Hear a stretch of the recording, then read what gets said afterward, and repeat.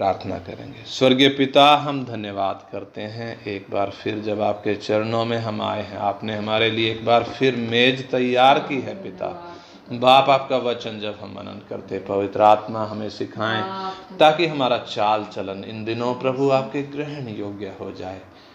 आप हम एक एक से बात करें पिता, यीशु मसीह के नाम में मांगते हैं, आमीन आमीन।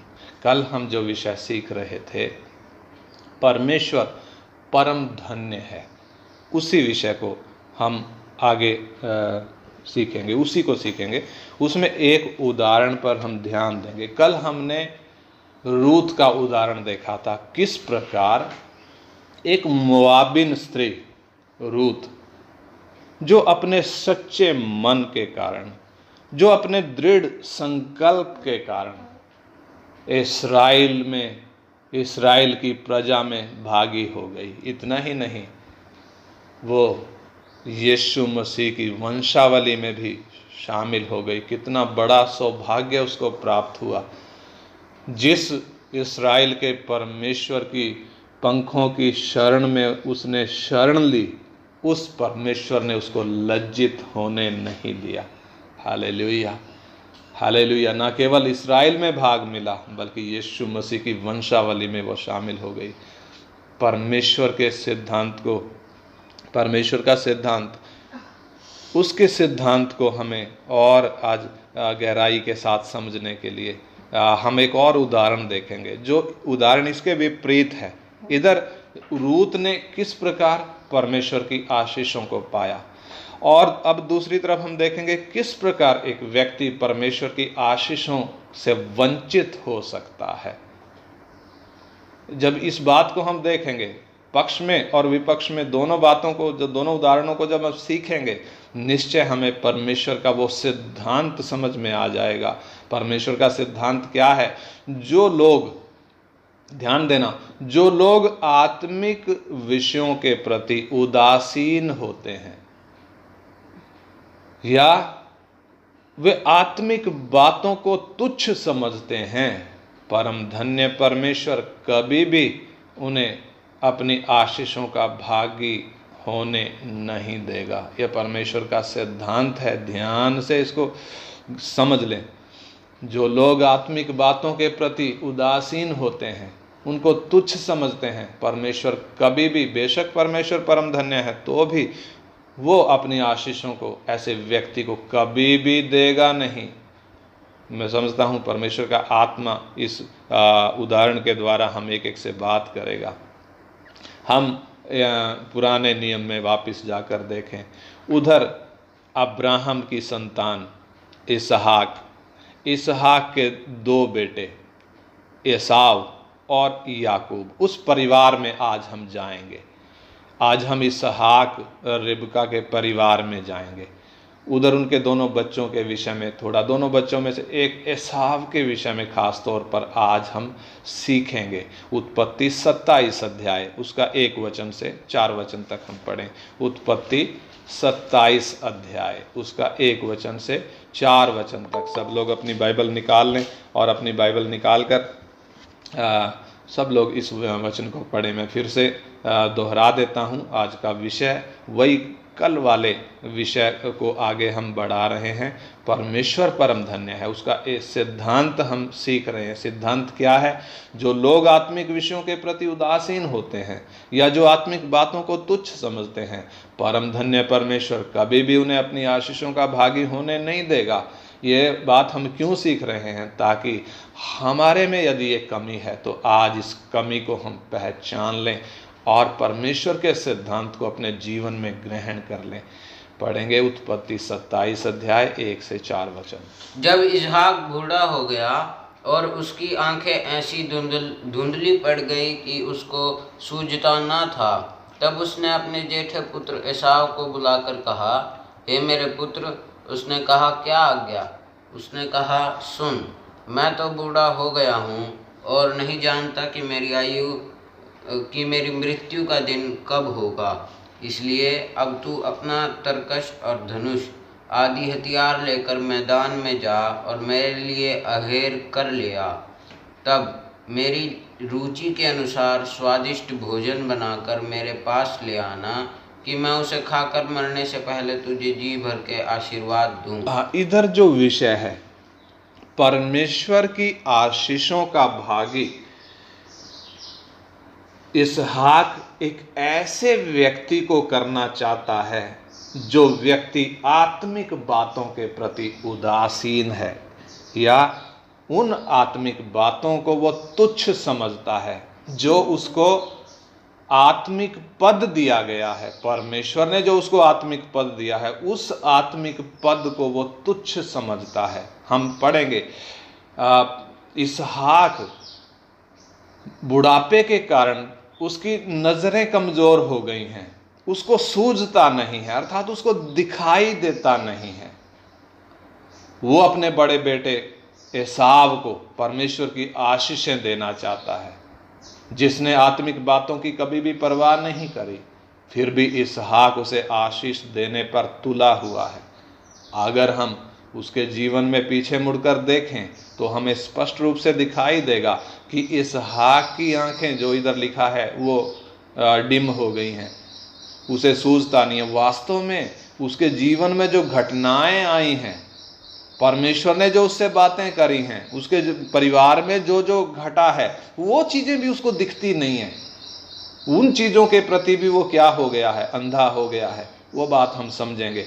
इसहाक अब्राहम का पुत्र है, परमेश्वर की आशीषों का वारिस है।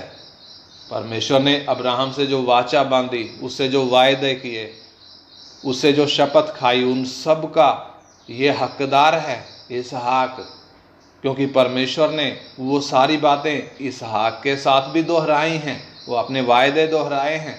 इसहाक परमेश्वर पर विश्वास करता है, परमेश्वर के मार्ग में चलने वाला एक विश्वासी है, परमेश्वर का चुना हुआ व्यक्ति है, चुने हुए वंश का है, कनान देश उसका है, क्योंकि परमेश्वर ने उसको देने का वायदा किया है, उसका और उसके बाद उसके वंश का है कनान देश।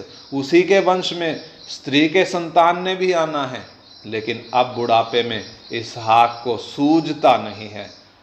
वो भूल गया है कि एसाव उसका पहलौठा पुत्र होने के बावजूद परमेश्वर की आशीषों को पाने के लायक नहीं है। क्या कारण है कि एसाव परमेश्वर की आशीषों को पाने के लायक नहीं है? क्या कारण है? उन बातों को हम आज समझेंगे।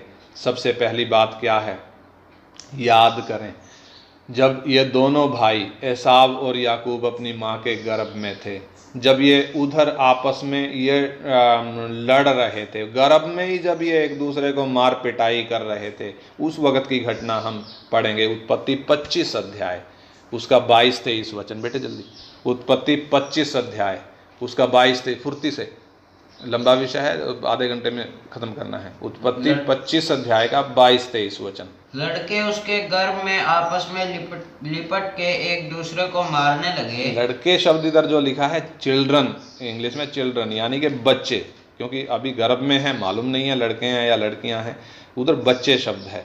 और बच्चे उसके गर्भ में आपस में लिपट कर एक दूसरे को मारने लगे।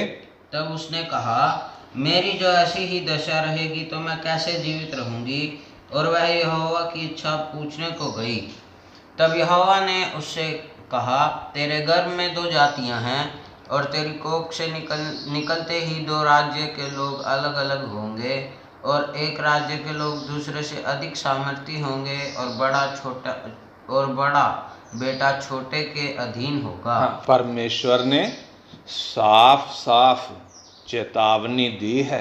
जन्म लेने के पूर्व परमेश्वर ने स्पष्ट बता दिया है कि बड़ा बेटा छोटे के अधीन होगा। बिल्कुल साफ साफ चेतावनी दे दी है।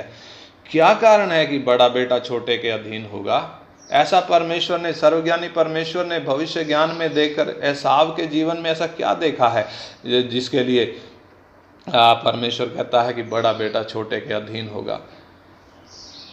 क्यों परमेश्वर ने ये चेतावनी इसहाक और रिबका को दी है? निश्चय इसहाक और रिबका इस विषय पर सोचते होंगे, बातचीत करते होंगे कि परमेश्वर ने हमारे बच्चों के विषय में ऐसा कहा है कि बड़ा बेटा छोटे के अधीन होगा। ये बात बहुत गंभीर है, ये ऐसी नहीं है कि आसानी से इसको भूल जाएं। लेकिन हम देखते हैं इसहाक अपने बुढ़ापे में आकर परमेश्वर द्वारा दी गई इस चेतावनी को भूल चुका है। या तो वो भूल चुका है या वो इसको जानबूझकर याद करना चाहता नहीं है। जन्म से पहले ही चेतावनी मिलने के बाद बच्चों के पालन पोषण में खास सावधानी बरती जा सकती थी। हम देखते हैं परमेश्वर अब्राहम की गवाही देता है, अब्राहम के विषय में गवाही देता है। उत्पत्ति 18:19 में ऐसा लिखा है, क्योंकि मैं जानता हूं कि वह अपने पुत्रों और परिवार को उसके पीछे जो रह जाएंगे आज्ञा देगा कि वे यहोवा के मार्ग में अटल बने रहें और धर्म और न्याय करते रहें, इसलिए कि जो कुछ यहोवा ने अब्राहम के विषय में कहा है वो उसे पूरा करे। यानी परमेश्वर अब्राहम के विषय में गवाही दे रहा है कि ये अपने बच्चों को, अपने पोतों को परमेश्वर के मार्ग की शिक्षा देगा। मैं जानता हूँ, परमेश्वर गवाही दे रहा है। और निश्चय जब ये बच्चे पैदा हुए, अब्राहम उस वक्त जिंदा था, और जब ये 15 साल की उम्र के हो गए तब अब्राहम मरा है। अब्राहम कब मरा है? जब ये दोनों एसाव और याकूब 15 साल की उम्र के हो चुके हैं। यानी ये 15 साल की उम्र कितना संवेदनशील होती है। माँ बाप पूरा सिखाते हैं। हमने मूसा की माँ को देखा, किस रीति से उसने मूसा को दूध पिलाते समय में सिखाया है। निश्चय रिबका ने भी सिखाया होगा, और रिबका ही क्यों, अब्राहम ने भी तो इन दोनों को सिखाया होगा। इब्रानी 11:9 में लिखा है, विश्वास ही से उसने प्रतिज्ञा किए हुए देश में, जैसे पराये देश में परदेशी रहकर, इसहाक और याकूब समेत जो उसके साथ उसी प्रतिज्ञा के वारिस थे, तंबुओं में वास किया। अब्राहम के विषय में लिखा है, अब्राहम ने इसहाक और याकूब समेत जो उसके साथ प्रतिज्ञा के वारिस थे, तंबुओं में वास किया। तंबुओं में वास वो क्यों कर रहा है?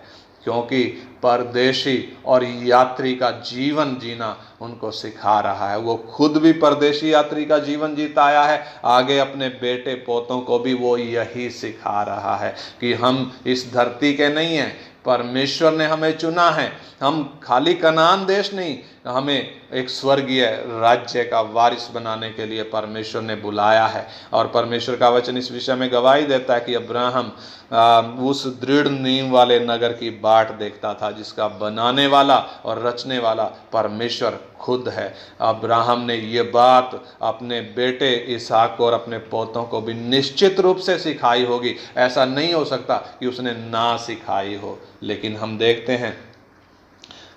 हैं जब ये बड़े हुए, बच्चे जब बड़े जब हुए तो क्या इन्होंने फैसला किया? उत्पत्ति 25:27 वचन पढ़े। उत्पत्ति 25:27 हम पढ़े। फिर वे लड़के बढ़ने लगे और एसाव तो वनवासी होकर चतुर शिकार खेलने वाला हो गया, पर याकूब सीधा मनुष्य था और तंबू में रहा करता था। दोनों का फर्क आप देखना। उधर अब्राहम के विषय में लिखा है कि उसने इसहाक और याकूब के साथ तंबुओं में वास किया। इधर हम देखते हैं ये 2 बेटे हैं, 2 बच्चे हैं, 2 लड़के हैं। ये करते क्या हैं? एक तो तंबुओं में रहता है और दूसरा वनवासी होकर शिकार खेलने बाहर जाता है। यहाँ से जो इनके जीवन में फर्क आना शुरू हुआ है। एक तो तंबुओं में रहता है। क्यों तंबुओं में रहता है? उसे मालूम है मैं परदेशी और यात्री हूँ, मेरा दादा मेरा बाप इस तरीके से रहता आया है। लेकिन दूसरा, वो घर से बाहर निकल गया, तंबू से बाहर निकल गया, और बाहर ऐसा निकला कि उसके हाथ में तीर आ गया, उसके हाथ में तरकस आ गई, और उसके हाथ में वो चतुर शिकार खेलने वाला एक ऐसा खिलाड़ी बन गया जो प्रतिदिन हिरन मार के लाता है, प्रतिदिन शिकार खेल के आता है, प्रतिदिन मांस लेकर आता है। और वो ऐसा शिकारी बन गया कि वो जो मांस लेकर आता है उसका बाप इसहाक भी उस मांस में से खाया करता था और इस कारण वो उससे प्यार करने लगा। उसका 28 वचन हम पढ़कर देखें, 28 वचन। इसहाक एसाव के अहेर का मांस खाया करता था, इसलिए वह उससे प्रीति रखता था, पर रिबका याकूब से प्रीति रखती थी। हाँ, हम देखें तो ये बाहर निकलकर शिकार खेलता है, एक चतुर शिकारी बन गया है। चतुर शिकारी की जो एम्बिशंस होती हैं, जो महत्वाकांक्षा होती हैं, जो लालसा होती है, वो अपनी खुद की होती है। वो अपनी खुद की इच्छाओं के पीछे भागता है, आत्मिक बातों की उसको कोई परवाह नहीं होती। इन बातों का एसाव के जीवन पर बहुत गहरा असर पड़ा है। हालांकि परमेश्वर ने एसाव को बार बार मौका दिया है ताकि वो अपनी आत्मिक बातों के प्रति गंभीर हो जाए, लेकिन एसाव ने इन बातों की बिल्कुल भी परवाह नहीं करी और इसहाक पर भी ऐसा असर किया है। इसहाक और रिबका को मालूम था कि बड़ा बेटा छोटे के अधीन होगा। परमेश्वर ने बोला है तो भी इसके द्वारा लाए जाने वाले मांस को वो प्यार करने लग गया। कौन प्यार करने लग गया? इसहाक, इसका बाप। और उसके कारण ये याकूब की बजाय ये किससे प्यार करने लगा है? एसाव से प्यार करने। यानी घर में डिफरेंस आ गया, घर में समस्या खड़ी हो गई, घर में एकता नहीं रही। बाप एक से प्यार करता है, माँ दूसरे से प्यार करती है। यानी डिफरेंसेस कितने आ गए, आपस में अलगाव कितना आ गया, एकता नहीं रही, प्यार नहीं रहा। इन बातों से हम क्या समझते हैं? एक व्यक्ति तंबुओं में वास करता है, दूसरा व्यक्ति बाहर निकल गया है, और जब बाहर निकला है तो निश्चय है कि वो बाहर की चीज़ों को अंदर लाएगा।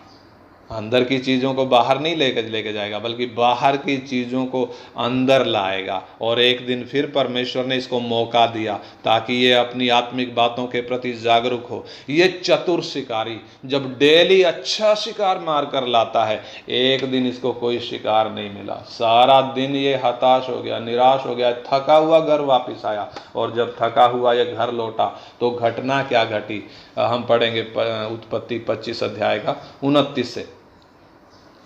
एक दिन याकूब भोजन के लिए कुछ दाल पका रहा था और एसाव जंगल से थका हुआ आया। तब एसाव ने याकूब से कहा, वह जो लाल वस्तु है उसी लाल वस्तु में से मुझे कुछ खिला, क्योंकि मैं थका हूँ। इसी कारण उसका नाम एदोम भी पड़ा। याकूब ने कहा, अपना पहलौठे का अधिकार आज मेरे हाथ बेच दे। एसाव ने कहा, देख, मैं तो अभी मरने पर हूँ, इसलिए पहलौठे के अधिकार से मेरा क्या लाभ होगा। याकूब ने कहा, मुझसे अभी शपथ खा। अतः उसने उससे शपथ खाई और अपना पहलौठे का अधिकार याकूब के हाथ बेच डाला। इस पर याकूब ने एसाव को रोटी और पकाई हुई मसूर की दाल दी, और उसने खाया पिया और उठकर चला गया। यूं एसाव ने अपना पहलौठे का अधिकार तुच्छ जाना। हाँ, इधर बिल्कुल साफ लिखा है। परमेश्वर का वचन हमें साफ साफ चेतावनी देता है। बिल्कुल साफ साफ लिखा है कि इधर एसाव ने अपने पहलौठे होने के अधिकार को तुच्छ जाना। याकूब अपने छोटे भाई के हाथ में बेच दिया। किसके बदले में बेचा है? यह थका हुआ था, यह भूखा प्यासा था, और याकूब जो लाल रंग की दाल पका रहा था, उस लाल रंग की दाल पर इसने उस पर मन लगाया, उस पर लार गिराई, और उस पर यह फिदा हो गया। इसको अपने पेट के सिवाय और कुछ याद नहीं रहा। यानी परमेश्वर ने इसको जो पहलौठा होने का अधिकार, वो पद इसको दिया था, वो आत्मिक पद है जो परमेश्वर की ओर से एक व्यक्ति को मिलता है और बहुत गंभीर है, लेकिन ये व्यक्ति उसकी परवाह नहीं करता। इसको किसकी परवाह? अपने पेट की परवाह है। इसलिए उधर इसका नाम लिखा है एदोम पड़ गया। एदोम इसका नाम क्यों पड़ गया? एदोम का मतलब क्या है? एदोम का मतलब है लाल। यानी इधर जो घटना इसके जीवन में आई है, इसके जीवन पर कितना गहरा असर उसने किया है। इसका नाम बदल गया है। और जब हम परमेश्वर के वचन में पढ़ते हैं तो परमेश्वर एदोम से कितनी नफरत करता है, कितनी नफरत करता है। इब्रानी 12 का 16 वचन पढ़े, इसने करा क्या है।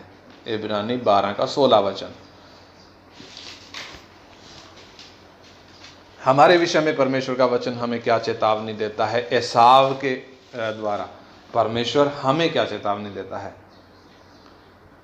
ऐसा ना हो कि कोई जन व्यभिचारी या एसाव के समान अधर्मी हो, जिसने एक बार के भोजन के बदले अपने पहलौठे होने का पद बेच डाला। बिल्कुल, परमेश्वर का वचन साफ साफ हमसे बोलता है, ऐसा ना हो कि कोई जन व्यभिचारी या एसाव के समान अधर्मी हो जाए, जिसने एक बार के भोजन के बदले अपने पहलौठे होने का पद बेच डाला।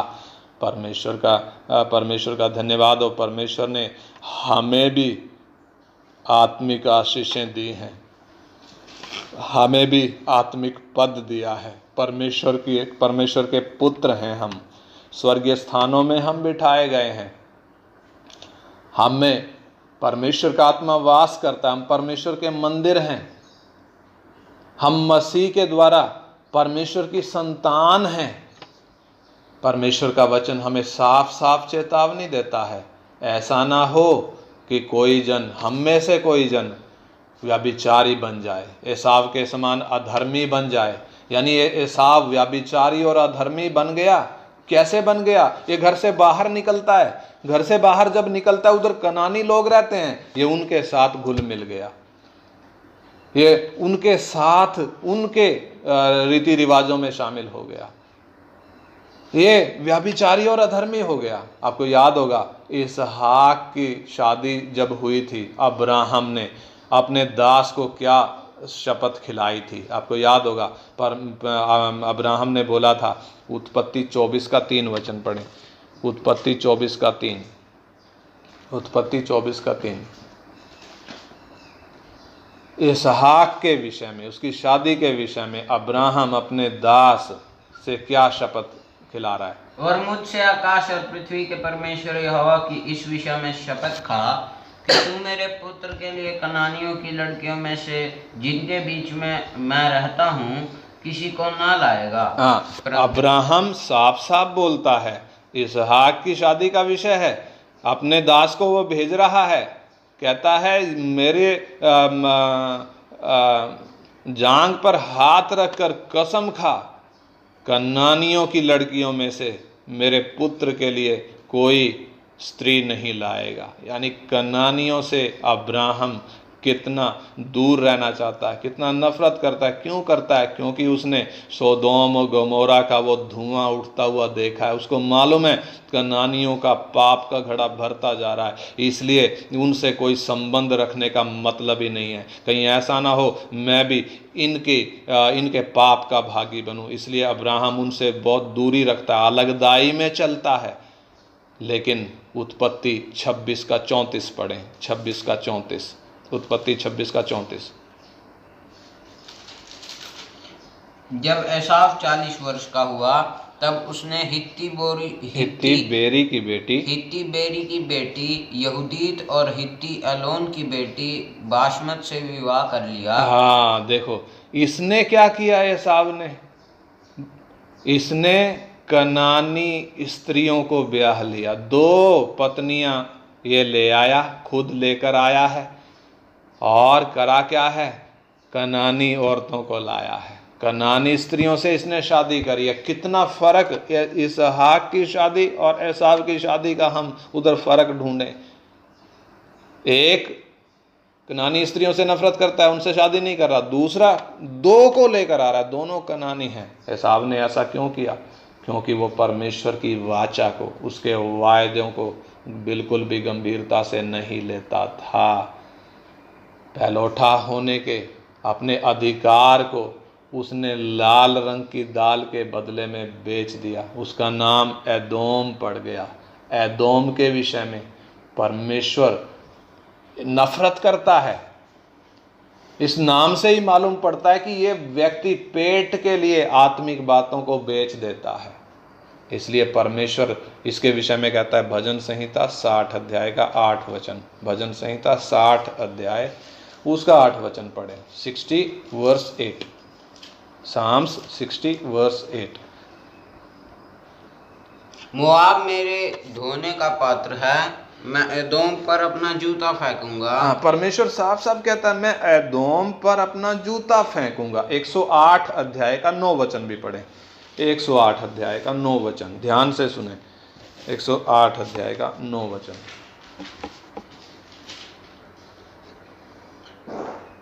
मोआब मेरे धोने का पात्र है, मैं एदोम पर अपना जूता फेंकूंगा। परमेश्वर 2 बार ये बात बोल रहा है। भजन 60 का 8 में भी लिखा है, भजन 108 का 9 में भी लिखा है। 2 बार परमेश्वर को इतना क्यों गुस्सा चढ़ा है कि 2 बार वो अपना जूता एदोम पर फेंक रहा है। परम धन्य परमेश्वर जिसकी शरण में एक व्यक्ति आता है। हमने रूत मोआबिन स्त्री को देखा, किस रीति से वो आशीषों की भागी हो गई। दूसरी तरफ परमेश्वर एक व्यक्ति पर जूता फेंक रहा है, 1 बार नहीं 2 बार फेंक रहा है। इतना नफरत क्यों हो गई? ये व्यक्ति चुने हुए वंश का है, अब मोआबी नहीं है, यह चुने हुए वंश का है, अब्राहम की संतान है, इसहाक की संतान है, लेकिन ये अपनी इच्छाओं के पीछे भागता है।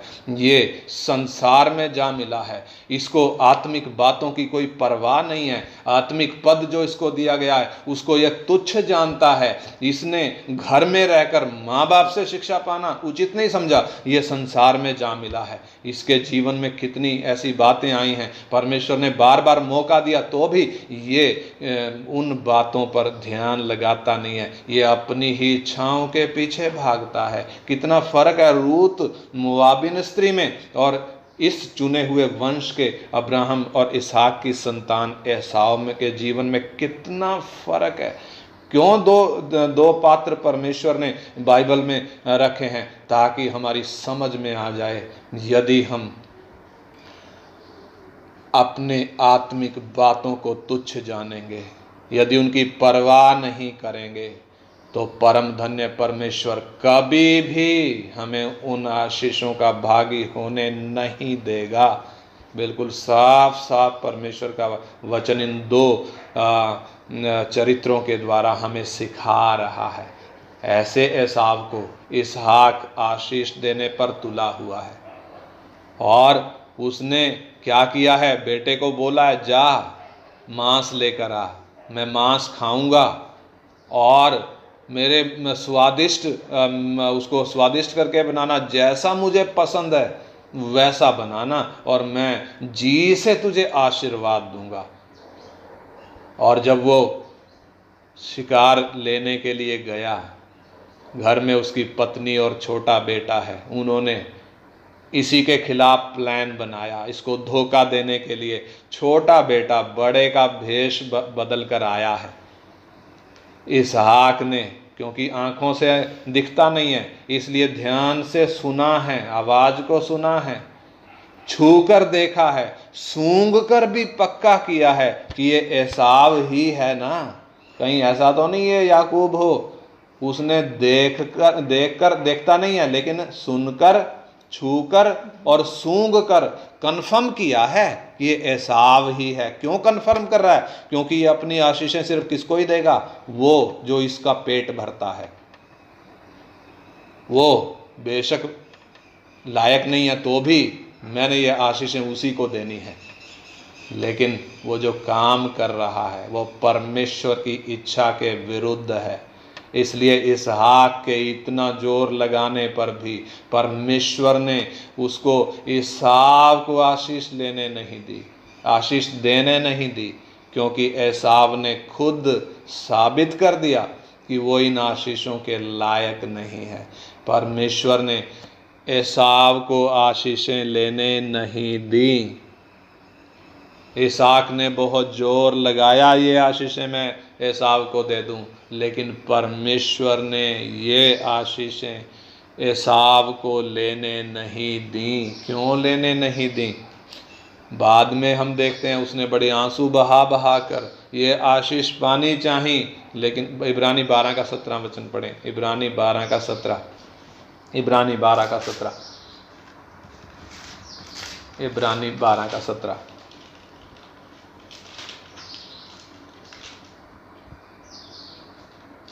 तुम जानते हो कि बाद में जब उसने आशीष पानी चाहिए तो ये अयोग्य गिना गया, और आंसू बहा बहा कर खोजने पर भी मन फिराव का अवसर उसे ना मिला। हाँ, इधर जो वचन लिखा है एसाव के विषय में परमेश्वर का आत्मा लिख रहा है, तुम जानते हो कि बाद में जब उसने आशीष पानी चाही तो वो अयोग्य गिना गया, और आंसू बहा बहा कर खोजने पर भी उसे मन फिराव का अवसर ना मिला। हम में से मुझे मालूम नहीं किसके साथ परमेश्वर का आत्मा बात कर रहा है। कौन हमें एसाव के जैसा है? कौन आत्मिक बातों को तुच्छ जानता है? कौन है जिसको परमेश्वर के दिए आशीषों आत्मिक बातों पर उनकी परवाह नहीं है? परमेश्वर ने हमें जगत में से चुना है, परमेश्वर ने हमें अपना पुत्र बनाया है, परमेश्वर ने हमारा उद्धार किया है, हम पर अनुग्रह किया है, हमें स्वर्गीय स्थानों में बिठाया है, अपना मंदिर हमें बनाया है, हमें नई सृष्टि बनाया है, हमें नए सिरे से जन्म दिया है। लेकिन परमेश्वर का आत्मा आज हमें चेतावनी दे रहा है, तुम जानते तो हो कि बाद में जब एसाव ने आशीष पानी चाही तो वो अयोग्य गिना गया, आंसू बहा बहा कर खोजने पर भी उसे मन फिराव का अवसर ना मिला। यानी ये परमेश्वर एक ऐसे व्यक्ति को मन फिराने का अवसर नहीं दे रहा है। कैसे व्यक्ति को? जो आत्मिक बातों को तुच्छ समझता है। क्या मैं और आप ऐसा तो नहीं कि एसाव के समान हो? परमेश्वर का वचन हमारे लिए लिखा है, हमें चेतावनी दे रहा है। हम अपनी आत्मिक बातों को तुच्छ तो नहीं समझते? क्या हम उनकी परवाह करते हैं? क्या मुझे परवाह है मैं परमेश्वर का पुत्र हूं? क्या मुझे परवाह है मैं परमेश्वर का मंदिर हूं? क्या मुझे परवाह है मेरे पाप माफ हुए हैं? क्या मुझे परवाह है मैं स्वर्गीय स्थानों में बैठा हूं? क्या मुझे परवाह है मैं जगत की ज्योति हूं, मैं पृथ्वी का नमक हूं? क्या मुझे परवाह है मैं मसीह की सुगंध हूं? क्या मुझे इन बातों की कोई चिंता है? या मैं अपने पेट के पीछे दिन रात मेहनत करता हूं? मैं अपने पेट को पहले स्थान पर रखता हूं, आत्मिक बातों को मैं परवाह नहीं करता। परमेश्वर का वचन हमें साफ साफ चेतावनी देता है। परमेश्वर का सिद्धांत वो किसी भी ऐसे व्यक्ति को अपनी आशीषें लेने नहीं देगा जो आत्मिक बातों को तुच्छ समझता है। परमेश्वर परम धन्य है रूत के सच्चे मन और उसके दृढ़ संकल्प के कारण परमेश्वर ने उसको उत्तम आशीषों का भागी बना दिया। वो यीशु मसीह की वंशावली में आ गई, इस्राएल की प्रजा में शामिल हो गई। कितना बड़ा सौभाग्य है। उसने समर्पण किया था, तेरा परमेश्वर मेरा परमेश्वर होगा। इस परमेश्वर की पंखों की आड़ में जब उसने शरण दी, हमने कल देखा किस रीति से परमेश्वर ने उसको स्वीकार कर लिया। दूसरी तरफ आज हमने एसाव का देखा, चुने हुए वंश का है, अब्राहम की संतान है, पहलोठा है, पहलोठा, लेकिन पहलोठे होने के अधिकार को इसने तुच्छ जाना है। नंबर 2, ये तंबुओं में रहकर माँ बाप से शिक्षा पाने की बजाय यह बाहर अपनी लालसा के लिए निकला है। नंबर 3, इसने कनानी स्त्रियों से जाकर शादी करी है। और नंबर 4, ये एदोम बन गया है, एदोम बन गया है। आशीष पानी चाहिए लेकिन ये लायक नहीं गिना गया, ये अयोग्य गिना गया है। यह बातें हमने एसाव के विषय में क्यों सीखी? परमेश्वर का आत्मा हमसे बात करता है। हम आत्मिक व्यक्ति हैं, एक ऊंची बुलाहट पाए हुए हैं। परमेश्वर का वचन हमें कहता है दूसरा तिमोथी 1:9 में लिखा है, उसने तुम्हारा उद्धार किया और तुम्हें एक पवित्र बुलाहट से बुलाया, और यह तुम्हारे कामों के अनुसार नहीं हुआ, बल्कि उसके अपने ही उद्देश्य के अनुसार और उसके उस अनुग्रह के अनुसार हुआ जो जगत के बनाने से पहले यीशु मसीह में तुम पर हो गया। परमेश्वर का वचन हमसे स्पष्ट बोलता है, हम परमेश्वर के उद्देश्य के लिए अलग किए हुए हैं, उसके लिए अलग चुने हुए हैं। उसके उद्देश्य के लिए परमेश्वर ने हमको चुना है। परमेश्वर ने हमको चुना है कि हम यीशु मसीह के स्वभाव को प्रकट करें, हम उसके स्वरूप में बढ़ें, ताकि हम परमेश्वर के साथ युगान युग अनंत काल तक वास करें, राज्य करें, परमेश्वर के साथ रहें। इस जगत के लोग जो इस बात का इनकार करते हैं, जो शारीरिक बातों को प्रिय जानते हैं, नरक की आग में जा रहे हैं, हमेशा के लिए नरक की आग है। उधर से निकलने का कोई प्रावधान नहीं है, कोई चांस नहीं है। प्रभु यीशु साफ साफ बोलता है, यदि तेरी आंख तुझे ठोकर खिलाए, निकाल कर फेंक दे। काना होकर स्वर्ग के राज्य में प्रवेश करना अच्छा है, 2 आंखें रहते हुए नरक की आग में डाला जाए, इससे अच्छा है तू काना होकर स्वर्ग के राज्य में प्रवेश करे। यदि तेरा हाथ तुझे ठोकर खिलाए, उखाड़ कर फेंक दे। यदि तेरा पैर तुझे ठोकर खिलाए, उखाड़ कर फेंक दे। लंगड़ा होकर स्वर्ग के राज्य में प्रवेश करना अच्छा है, इससे कि 2 हाथ या 2 पैर रहते हुए तू नरक की आग में डाला जाए। वहाँ का कीड़ा कभी मरता नहीं है, वहाँ की आग कभी बुझती नहीं है, वहाँ पछताना, रोना और दांत पीसना होगा। एसाव ने वही स्वीकार कर लिया। मैं और आप क्या स्वीकार कर रहे हैं? क्या रूत की तरह हमारा समर्पण है? सच्चा मन, दृढ़ संकल्प, तेरा परमेश्वर मेरा परमेश्वर होगा, या एसाव के समान अपना पेट हमें दिखता है? आइए हम प्रार्थना करें। हालेलुया। स्वर्गीय पिता, हम धन्यवाद करते हैं, सुबह के पहर में आपने हमसे बात किया, अपने वचन का प्रकाश हम पर चमकाया। हम धन्यवाद करते हैं प्रभु, आपके ये वचन हम एक एक के जीवन में कार्य करें पिता, हमारा जीवन आपके ग्रहण योग्य बने। हाँ प्रभु, इन दिनों में आपके मुख का प्रकाश, आपके वचन का प्रकाश आप हम पर चमका रहे हैं, ताकि हम अपनी कमियों को पहचानें और उनको दूर करके हम आपके ग्रहण योग्य जीवन जी सकें।